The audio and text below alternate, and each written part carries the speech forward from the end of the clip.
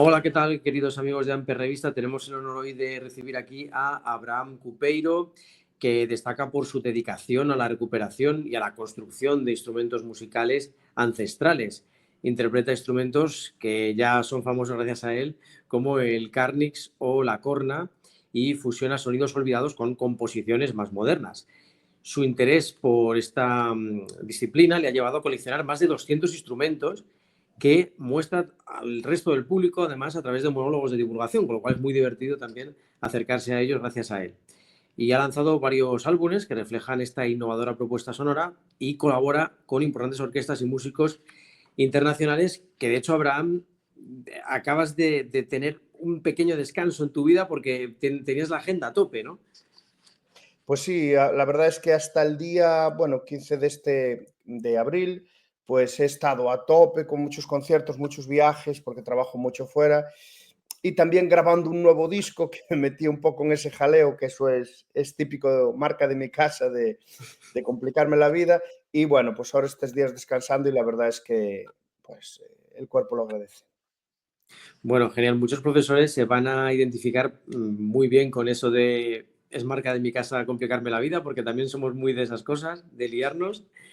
Y te iba a decir, yo entiendo que el tema del interés por los instrumentos tiene que venir de algún lado. Y bueno, mirando un poquito los orígenes, hay algunas informaciones que dicen que tu abuelo ya tocaba la corna, ¿no? Y que eso te hizo que fuera interesante para ti, ¿no? Sí, mi abuelo de joven no es que fuese músico ni muchísimo menos profesional, aunque yo después de mayor descubrí que mi abuelo tenía un talento para la música increíble, pero mi abuelo fue muy duro conmigo en el sentido de que nunca me enseñó lo que sabía, ni nosotros sabíamos que había sido músico.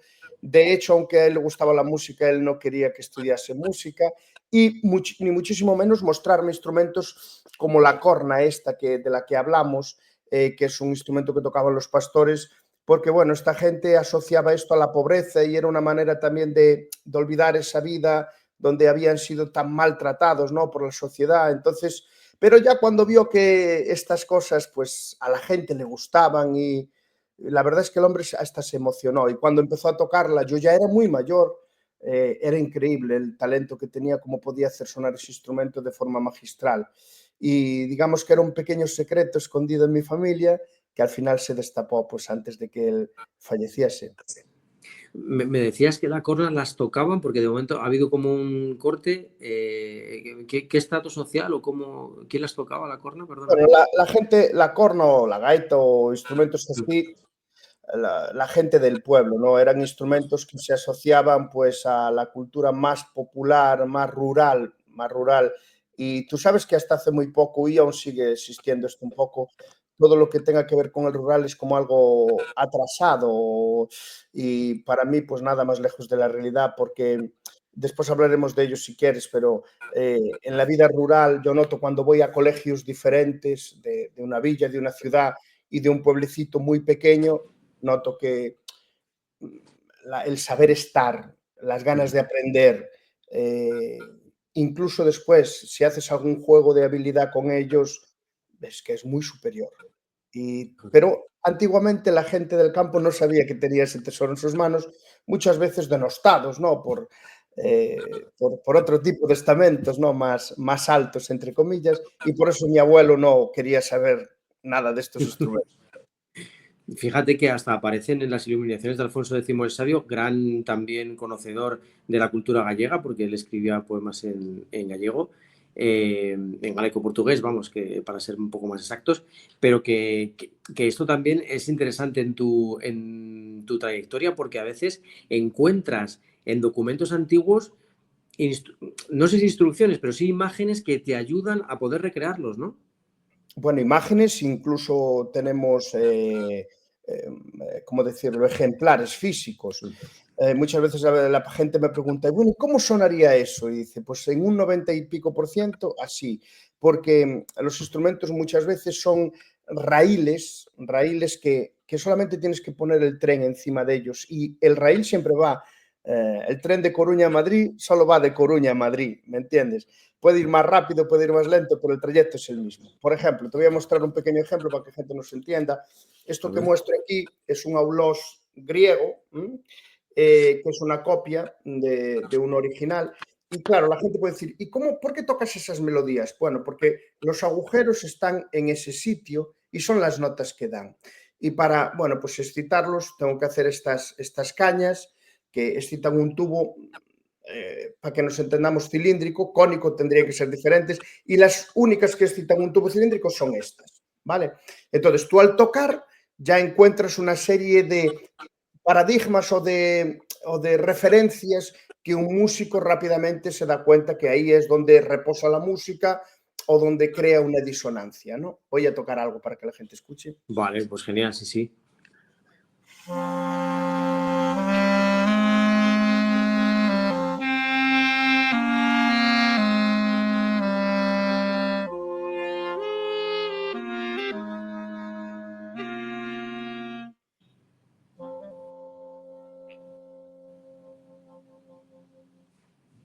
Wow, increíble, ¿eh?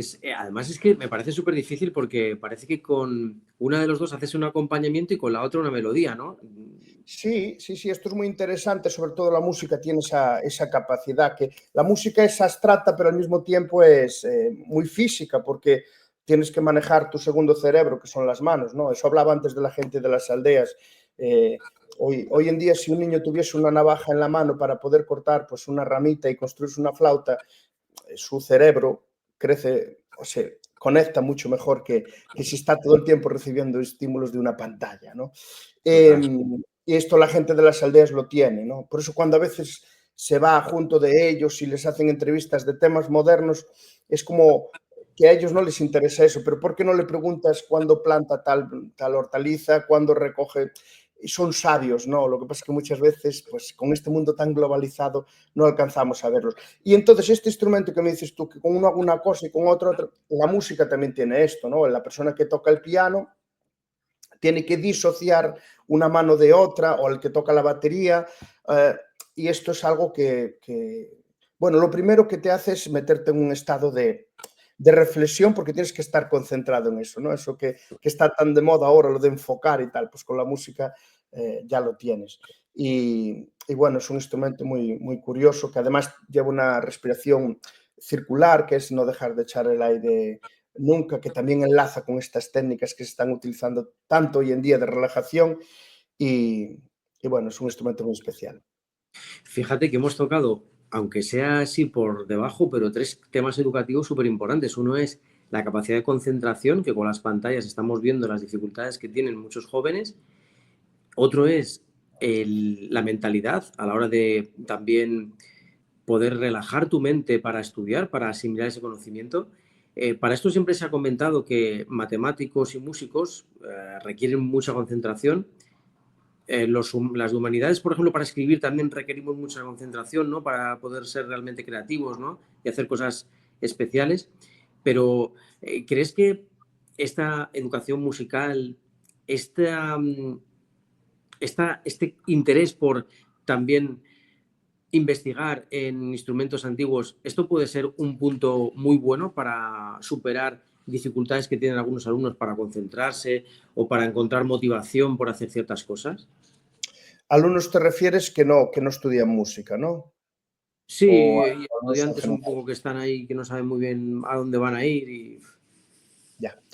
Es que yo te hablo de mí ya como persona de 45 años, claro, he perdido capacidad de concentración por los teléfonos, por las total. pantallas.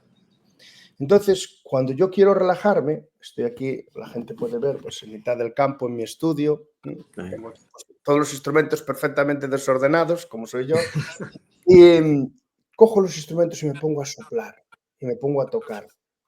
Y ahí que estás aplicando algo que tú ya sabes hacer, que son como unas rutinas, pero al mismo tiempo estás aplicando la respiración y el movimiento.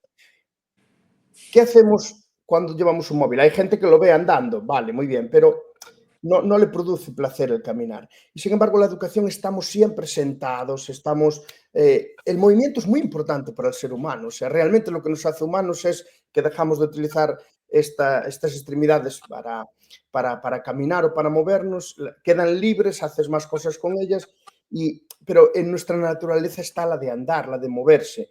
Y claro que lo veo así. Yo muchas veces cuando era profesor en el conservatorio, muchos padres decían, bueno, es que va a dejar música porque tiene inglés y tiene no sé qué. Y yo, perfecto. A veces te preguntan tu opinión y digo, es que yo creo que es un error. Porque muchas veces te dicen, paran un poco las notas y tal. Bueno, ¿y qué nota tiene su hija? O su hijo. Y dice, pues tiene un 8. Y dice, un 8. Pero Está eso es bien. una nota altísima. Está muy bien.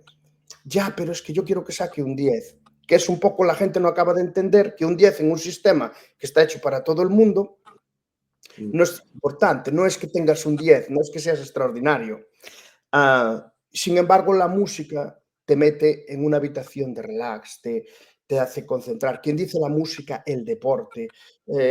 Y después, que muchas veces metemos a los niños en actividades que son casi para que sean peones de esta fábrica global del capitalismo, de tiene que servir para algo y tal. La vida es muy corta y creo lo que hablas tú de las humanidades, que es algo que está muy denostado hoy en día y realmente el ser humano necesita tener un pozo cultural para poder abrirse camino en la vida y no ser una mera máquina que la utilicen pues, para un trabajo.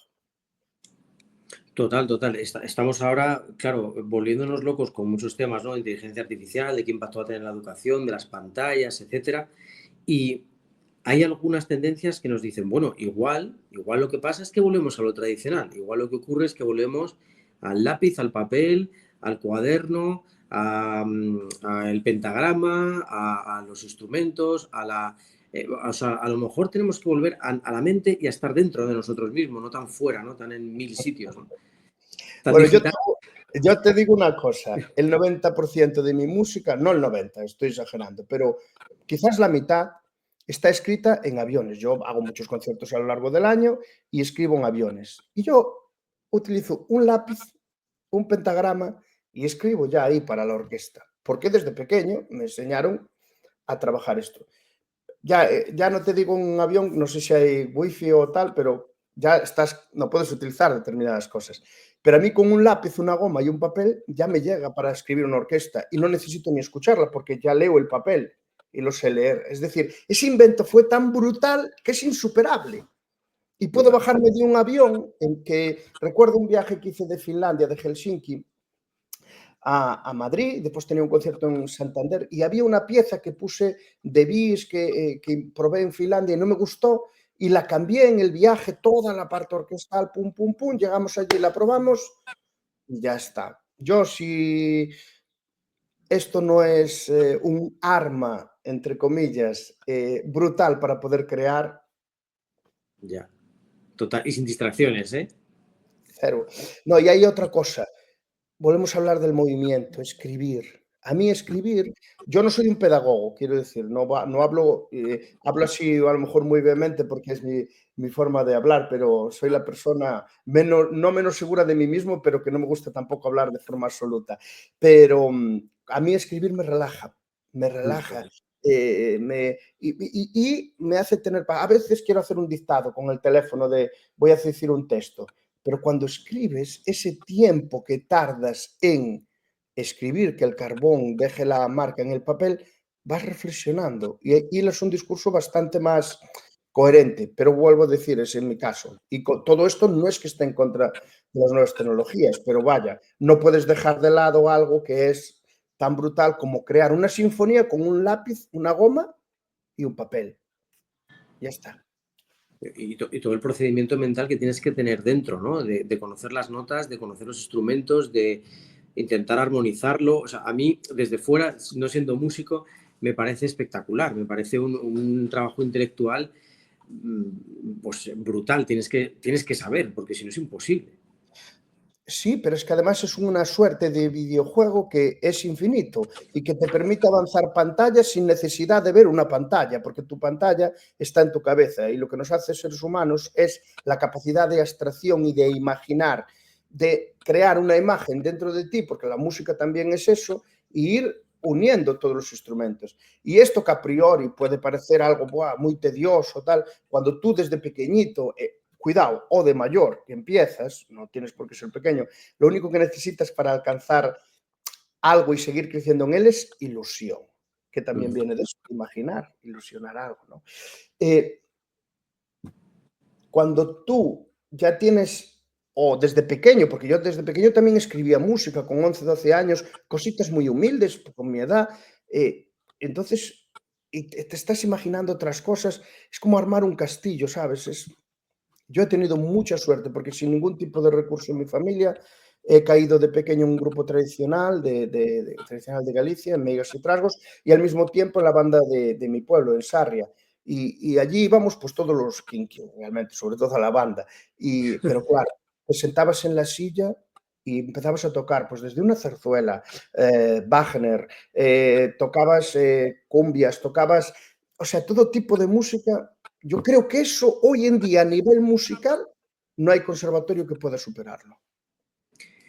Y te iba a preguntar, Abraham, ¿en algún momento te ha pasado que alguien te haya escuchado tocar un instrumento antiguo, porque te he visto tocar, por ejemplo, en estadios como el del Celta de Vigo, ¿no? Y haya venido un chaval joven y te haya preguntado, oye, ¿cómo empezaste en la música? ¿De qué manera puedo empezar yo? O sea, ¿has despertado alguna... A ver, despertar una vocación es mucho decir, pero ¿has despertado algún interés, vocación? ¿Te ha llegado algún comentario de ese tipo? Mira, esto te lo voy a decir sin ningún tipo de modestia, pero en plan real, y la gente creo que me va a entender bien. Hace poco hice un concierto de música contemporánea en Madrid, hará un año así. Música muy, muy, muy dura. Y la gran mayoría del público era gente muy joven.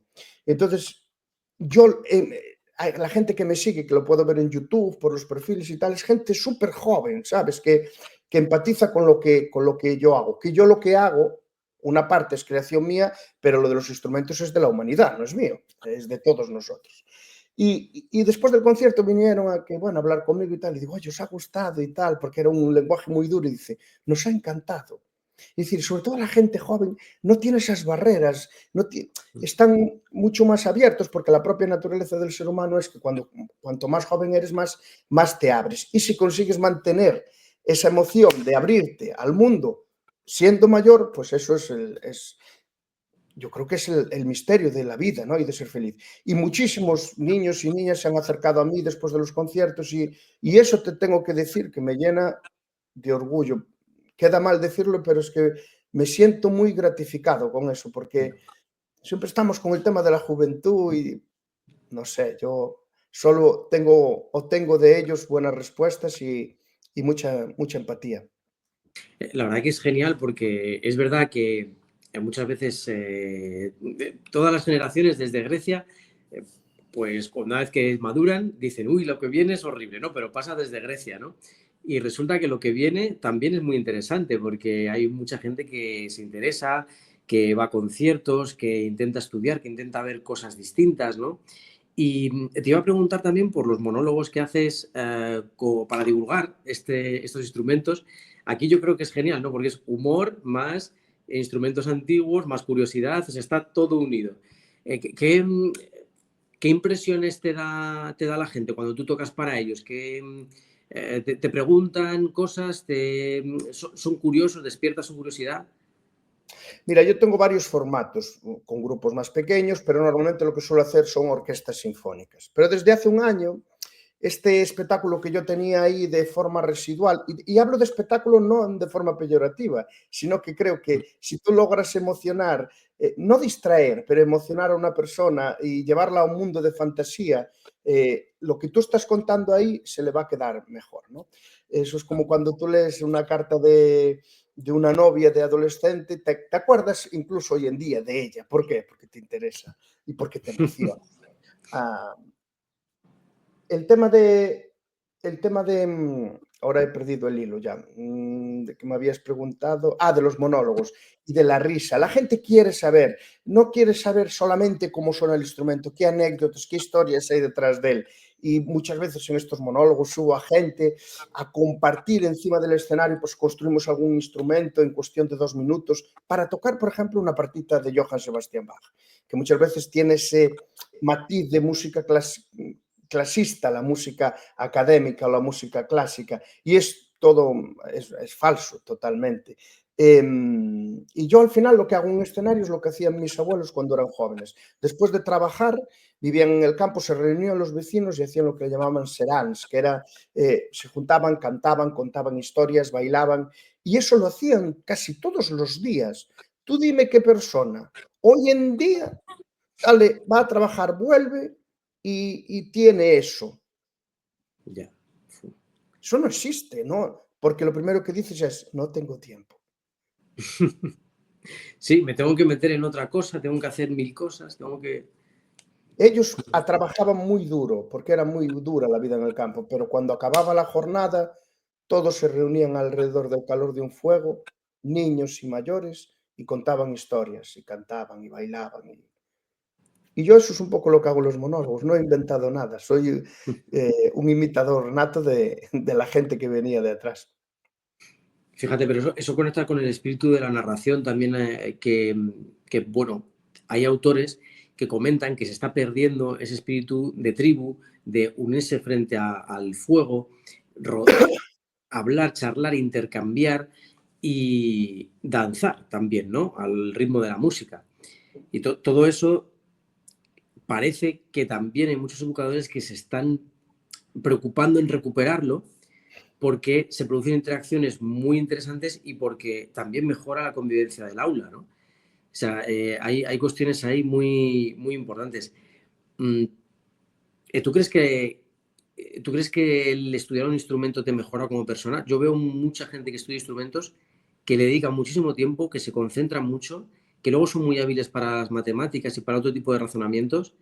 ¿Te parece que habría que darle más tiempo a la música en la educación? Vale, esa es la gran pregunta. Cuidado, hay gente que Claro, estudia mucho, o yo mismo he estudiado mucho y de forma nociva. Me explico. La música tiene un problema que es como muy imitativa y te comparas frecuentemente con la gente. Y cuidado con eso también, que es peligroso. Pero yo creo que, y ahora que se me entienda bien, si me dicen, Abraham, tienes la posibilidad de mandar durante un año en la educación de este país. Y yo soy una persona, lo digo, esto lo voy a decir de forma muy precavida, que se me entienda bien. Anularía los conservatorios, los extinguiría, ¿de acuerdo? Y los todo eso lo conservadores. paso al colegio y al instituto. Y lo pongo todo hasta las 5 de la tarde. Y los deberes y todo, dejarles ahí a los chicos y a las chicas una horita y media o tal y que cual, pum, pum, acaba el horario, para casa todo el mundo y a disfrutar y a jugar con los amigos, vale. Pero la música ahí, para mí la música no es importante que genere músicos, sino que lo que tú decías, que genere ciudadanos que tengan capacidad de crítica, capacidad de sensibilidad, capacidad de empatizar y como la música fomentaría muchas otras cosas, ¿no? Es como si tú aprendes historia y lo aprendes con una obra de teatro. Eso no se te va a olvidar nunca, porque dejas de ser un sujeto pasivo a ser un sujeto activo. Claro, todo esto que estoy diciendo es muy fácil decirlo. Vamos a hacer una obra de teatro con la guerra de secesión, con la guerra... Vamos a hacer una obra de teatro con, no sé, con cualquier momento importante de la historia. Y los profesores dirán, sí, Abraham, pero muchas veces no tenemos tiempo, las programaciones nos comen. Qué fácil es hablar cuando, claro, yo he sido profesor y lo entiendo perfectamente esto, ¿no? Entonces el sistema tiene que cambiar de forma estructural, porque los profes y no dan más de sí muchas veces, no puedes luchar contra el sistema. O sea, debes luchar, pero es muy difícil. Y, y después también hay una parte muy individual, ¿no? De que es que yo creo que en la educación tiene que haber gente que ama lo que está haciendo. Yo hay una cosa que sí que tengo muy clara y he tenido unos profesores increíbles porque me preocupé de estudiar con los mejores o los que yo consideraba mejores en ese momento. Pero yo he aprendido más de mis alumnos que de mis profesores. Porque cuando das clase, eres responsable de lo que estás diciendo y no puedes cometer errores como ser padre o madre. Y en eso funciona también la educación. Cometes un error, pero rápidamente vuelves. No existen las verdades absolutas. Y creo que esto es lo que hablamos un poco antes de cuando interaccionas realmente, ¿no? Y como alumno eres muy pasivo, recibes. Yo muchas veces le decía a mis alumnos, mejor dicho, alumnas, porque los últimos años solo tenía chicas en la clase de trompeta, y les decía, tocaban un pasaje, y yo no les decía bien o mal, ¿qué opinas? ¿Qué opinas? Pero como así es muy genérico, me decía alguna alumna, fantástico. Dice, a nivel físico, ¿qué notas? A nivel artístico, a nivel de fraseo, ¿qué tal? Y rápidamente eres reflexivo y no eres pasivo, ¿no? Estás activo ante esto. Pero es muy complicado. Y después esto, yo recuerdo en el conservatorio, un año vinieron pantallas electrónicas. Y nos hacían falta instrumentos, pantallas electrónicas. ¿Pero para qué? No lo entiendo. A mí no me hacen falta pantallas para hacer música, pero Claro. sí, no lo sé. También es verdad que habrá que adaptarse a los nuevos tiempos y todo esto, pero para hacer música hasta ni necesitas un instrumento. En fin. Ya, bueno, de hecho, Abraham, he alucinado también porque veo que eres un poco MacGyver, ¿no? En el sentido de que eres capaz de construir un instrumento hasta con una pajita de refresco, ¿no? Que a una persona, pues, como yo, le parece increíble que salga ese sonido, ¿no? ¿Te gustaría, para finalizar la entrevista, mostrarnos algún instrumento más? Sí, pues mira, tengo uno muy curioso, dos más, así rápido. Mira, una de una pluma, una flauta de Norteamérica que tocaban los indios Hopi, veis que es una pluma.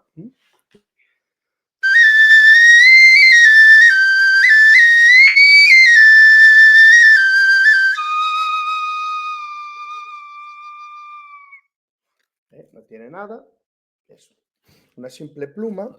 Y mira, otro que voy a tocar es una flauta que no tiene agujeros, que se llama tilinca, está hecha de sauco, se quita el corazón blando que tiene dentro, se corta la ramita en invierno, es un árbol que suele crecer cerca de los ríos, le quitas el corazón blando con un alambre o con otro palito y te queda un cilindro perfecto sin necesidad de tener una máquina para hacerlo, ni un taladro ni nada. Entonces, tú soplas por él y da una nota. Si soplas más fuerte, más rápido, ¿vale? Y si haces, es decir, diferentes velocidades de aire, y si metes la mano en aquí, lo que haces es que el tubo es el doble, porque al aire entra y tiene que volver a salir. Tienes otro instrumento más.